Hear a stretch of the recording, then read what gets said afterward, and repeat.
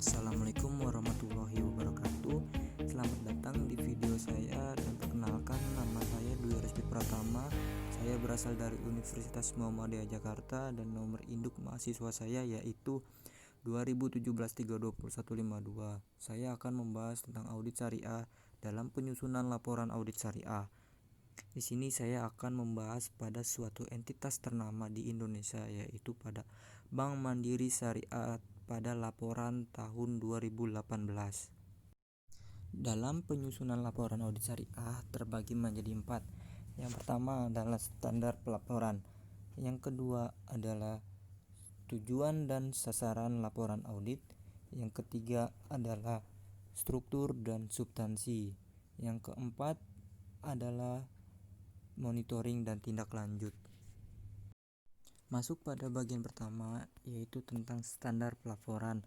Standar pelaporan audit syariah apa sih itu? Standard Audit Accounting and Auditing Organization for Islamic Financial Institution merupakan lembaga internasional yang mengembangkan standar akuntansi, audit, governance, dan etika terkait kegiatan lembaga keuangan syariah dengan memperhatikan kepatuhan terhadap prinsip syariah dan merupakan salah satu rujukan dalam menyusun standar akuntansi, standar auditing, dan dikeluarkan oleh organisasi tersebut. Standar pelaporan di Indonesia sendiri yaitu salah satunya 1. Laporan audit disusun harus sesuai dengan prinsip akuntansi di Indonesia. 2. Laporan audit harus menunjukkan jika ada ketidakkonsistenan penerapan prinsip akuntansi dalam penyusunan laporan keuangan periode berjalan dibandingkan dengan penerapan prinsip akuntansi tersebut dalam periode sebelumnya. 3. Pengungkapan informatif dalam laporan keuangan harus memadai. 4. Laporan auditor harus memuat suatu pernyataan pendapat mengenai laporan keuangan. Kali ini kita akan masuk pada bagian kedua yaitu tentang sasaran dan tujuan laporan audit syariah. Apa sih sasaran dan tujuan tersebut?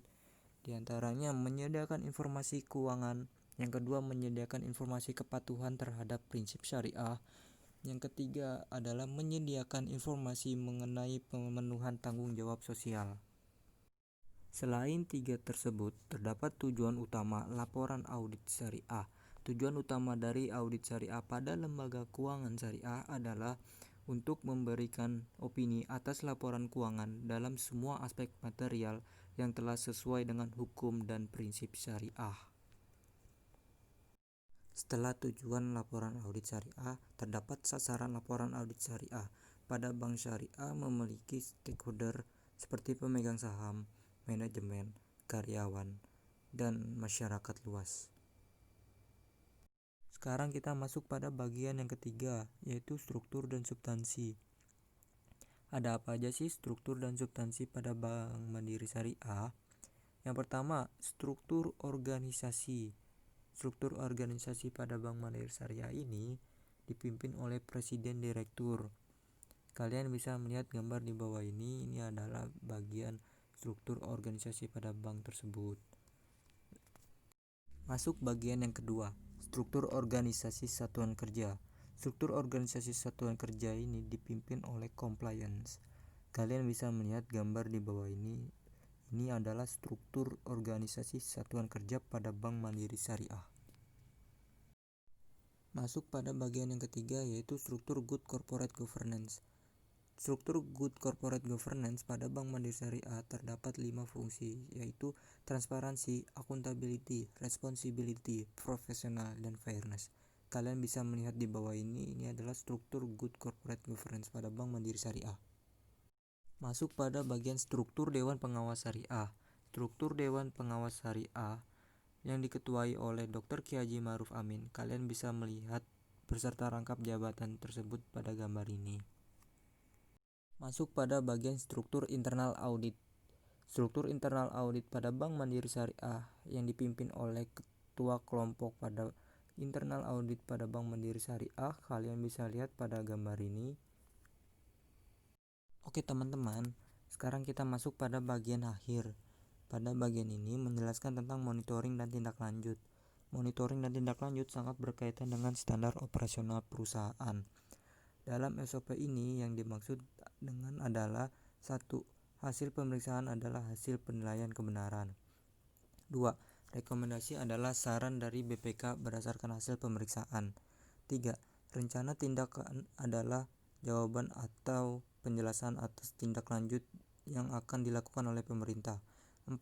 Monitoring tindak lanjut atas rekomendasi hasil pemeriksaan adalah rangkaian kegiatan yang dilaksanakan secara sistematis oleh tim monitoring. 5. Laporan monitoring penyelesaian tindak lanjut terhadap temuan hasil pemeriksaan BPK adalah hasil dari pelaksanaan monitoring tindak lanjut atas rekomendasi hasil pemeriksaan.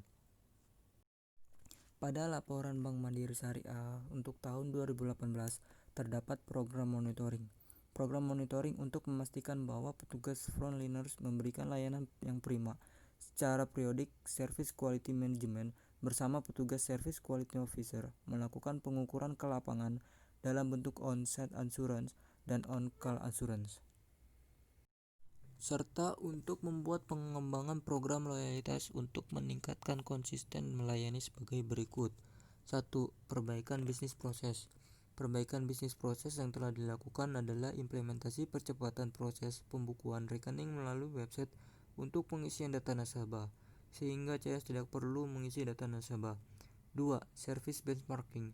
Benchmark ke industri layanan dilakukan untuk memperoleh gambaran dalam insight mengenai kondisi kinerja organisasi sehingga dapat mengadopsi best practice untuk meraih sasaran yang diinginkan. Manfaat yang diperoleh dari kegiatan benchmarking yaitu perbaikan terus-menerus untuk mencapai kinerja yang lebih baik. Oke, selesai sudah materi yang saya sampaikan. Apabila ada kesalahan dan kekurangan, saya mohon maaf dan saya ucapkan terima kasih.